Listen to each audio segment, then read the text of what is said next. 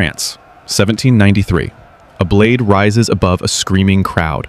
The most powerful king in Europe is about to be executed by his own people. This man isn't a tyrant or a warlord. He's their own king, Louis XVI. And the crowd is cheering. What drove an entire nation to this moment? How did the most glittering kingdom on earth collapse into blood and fire? This is the French Revolution, 10 years that shook the world. Here is the complete story. To understand why France exploded, we go back 20 years, the 1770s. France is the wealthiest, most powerful nation in Europe. King Louis XVI rules from a palace with over 2,000 rooms. Thousands of servants wait on the royal family every single day. Marie Antoinette, the queen, spends millions on clothes and parties, while France sinks deeper into debt. But just miles away in Paris, ordinary people cannot afford bread. France is a nation of two completely different worlds. France was organized into three rigid classes called the estates, and each estate lived in a completely different reality. The first estate was the Catholic Church, enormously powerful, owning 10% of all the land in France, and they paid almost no taxes. The second estate was the nobility, about 400,000 people who lived on inherited wealth and paid almost no taxes either. Then there was the third estate, everyone else, 98% of France. Merchants, lawyers, craftsmen, farmers, and the desperately poor. The third estate paid nearly all of France's taxes. They had almost no political power, and by the 1780s, they were at breaking point. By 1788, France was bankrupt. Years of war, including funding America's revolution against Britain, had completely emptied the treasury. To fix the crisis, King Louis called the Estates General, a gathering of all three estates. It hadn't met in 175 years. The third estate arrived with genuine hope. Finally, after years of suffering, their voices would be heard. But the king refused to change the voting system. The nobility and clergy would always outvote the commoners, 2-1, no matter what. On the 17th of June, 1789, the Third Estate made a breathtaking decision. They broke away and declared themselves the National Assembly, the true voice of France. The king was furious. 3 days later, the delegates arrived at their meeting hall, only to find the doors locked and barred. Royal guards blocked the entrance. So, they walked to a nearby tennis court, and in that plain, ordinary room, they made the most extraordinary oath in French history. They swore they would not leave, would not dissolve, until France had a new constitution. This was the tennis court oath. The revolution had officially begun. News of the oath spread across Paris in hours. The city erupted. Street speakers climbed onto tables and declared that the revolution had officially begun. Louis panicked. He called in thousands of royal troops and began moving them toward Paris. To the people, the message was clear. He was going to crush them. Paris needed weapons. Crowds surged to the Hôtel des Invalides and seized thousands of muskets and cannons. Now they were armed. The Bastille, a medieval fortress and royal prison standing at the eastern edge of Paris. To the people, it symbolized everything they hated about the king's power. On the 14th of July, 1789, a crowd of thousands marched on the Bastille. They demanded the governor surrender the fortress. The governor refused. He had cannons pointed at the crowd. For hours, a standoff of terrifying tension filled the streets of Paris. Then, shots were fired. The crowd surged forward. Fighting broke out around the drawbridge and the outer courtyard. After 3 hours of brutal fighting, the inner drawbridge came down. The crowd had broken through. The Bastille had fallen. The Bastille had fallen. The symbol of royal tyranny had been destroyed. Paris exploded with celebration. When news reached Versailles, a courtier woke the king in the middle of the night. Louis asked, "Is this a revolt?" The courtier replied, "No, sire. It is a revolution." News of the Bastille's fall spread across France like wildfire. Peasants rose up in villages everywhere. Nobles fled the country in terror. Through the summer of 1789, a wave of terror swept rural France. Peasants believed royal armies were coming to massacre them. They called it the Great Fear. Peasants attacked noble estates across France, burning records of debts and feudal obligations. Centuries of oppression were being settled overnight. On the 26th of August, 1789, the National Assembly issued the Declaration of the Rights of Man and Citizen. All men born free and equal in rights. But the people of Paris were still starving. October 1789, bread prices hit a new record. In the morning markets, women found empty stalls. A group of market women decided they had had enough. They called on all women of Paris to march with them 12 miles to Versailles. Thousands of women marched through the cold October rain, 12 miles to Versailles, armed with kitchen knives, pitchforks, and 5 cannons they had seized. They stormed the palace. The women of Paris forced their way into Versailles, the most heavily guarded palace in Europe. Marie Antoinette barely escaped through a secret passage as the crowd broke into her rooms. She fled to the king's chambers in her nightgown. The royal family was loaded into carriages and escorted back to Paris as prisoners of the revolution, surrounded by the very crowd that had come for them. The royal family was installed in the Tuileries Palace in Paris, surrounded by the city that had just forced them from Versailles. The king was no longer free. For 2 years, France tried to build a constitutional monarchy, keeping the king but limiting his power. It was a delicate, fragile experiment. France celebrated the revolution's first anniversary on the Champ de Mars. 600,000 people gathered. For one day, it felt like everything was going to be fine. But behind the scenes, Louis XVI was writing secret letters to Austria and Prussia, begging them to invade France and restore his power. In June 1791, the royal family attempted to escape France in disguise, heading for the Austrian border. They almost made it. They were recognized at a small town called Varennes and captured.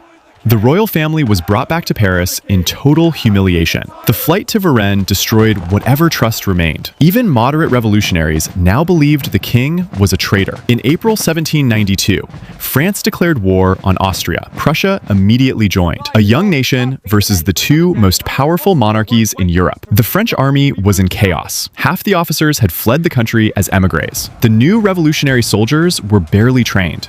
The Prussian army marched toward Paris. Their commander issued a proclamation. If Paris resisted, he would burn the city to the ground. Paris erupted. On the 10th of August, 1792, an armed mob stormed the Tuileries Palace, the king's residence.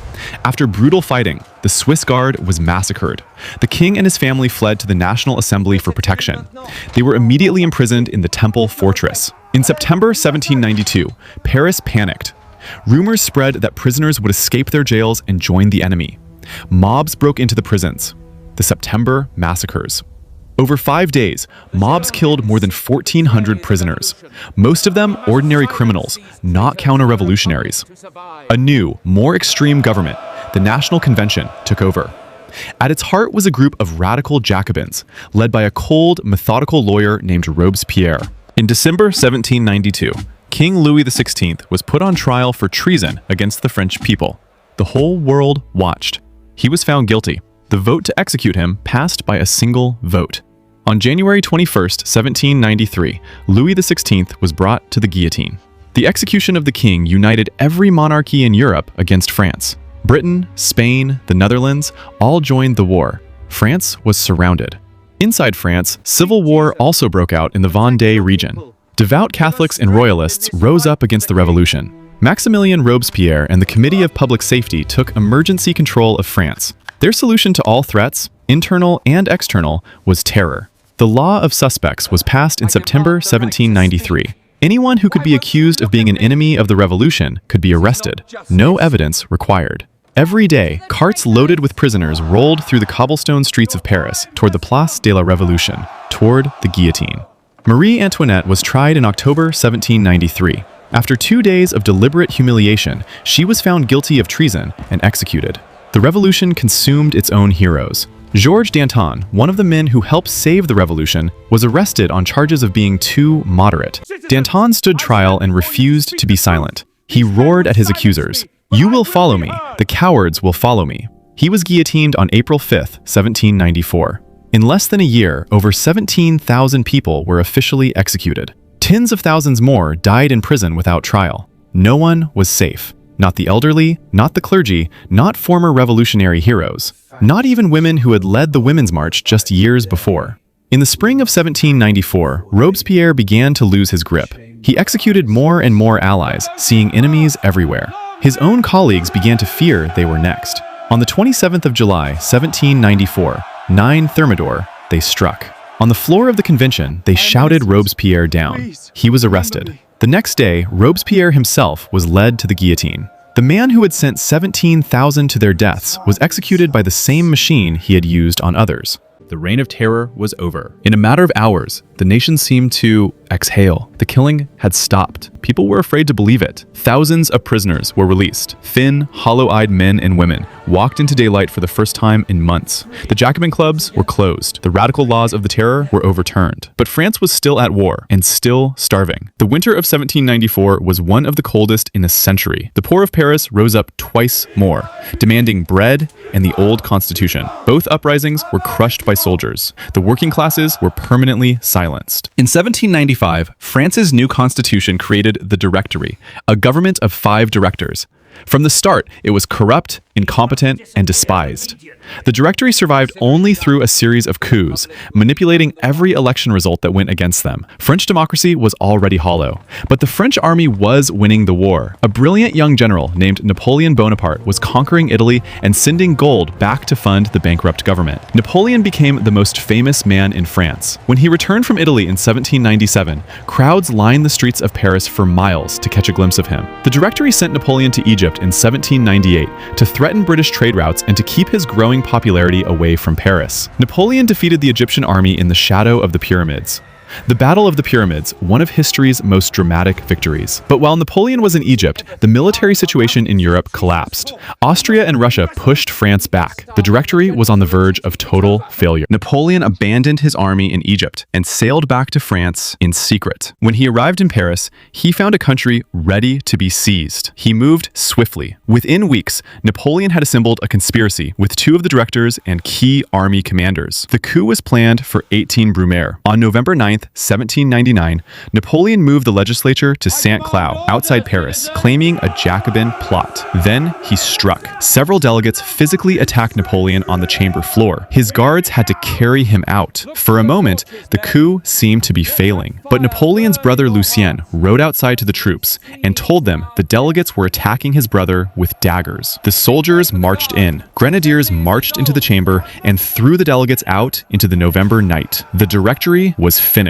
Napoleon was in charge. Napoleon declared himself first consul, the head of the French government. For the first time in 10 years, there was one man in charge. France exhaled with relief. A nationwide referendum was held. An overwhelming majority voted to accept Napoleon as their leader. The Republic was over, in all but name. The French Revolution lasted 10 years and cost hundreds of thousands of lives. It toppled a king, beheaded a queen, and dismantled 1,000 years of tradition. It replaced the idea that kings ruled by divine right with the idea that governments must answer to the people. Its ideas of liberty, equality, and the rights of ordinary people spread to every corner of the world, inspiring revolutions in Latin America, Europe, and beyond for centuries. But it also showed the world something darker, that revolutions can devour themselves, that fear and ideology can justify any horror, that liberty can become terror overnight. Napoleon would take the revolution's energy and channel it into empire, conquering most of Europe before his own fall. But that is a story for another day. The French Revolution. It began with a bread riot and ended with a general. In between, the world changed forever. If you made it this far, you now know more about the French Revolution than 90% of the world. Subscribe and hit the notification bell. Next time, we go inside the mind of Napoleon Bonaparte himself, the man who used the chaos of the revolution to build the greatest empire Europe had seen since Rome. Share this video with one person who loves history. Every share helps this channel grow. See you in the next one.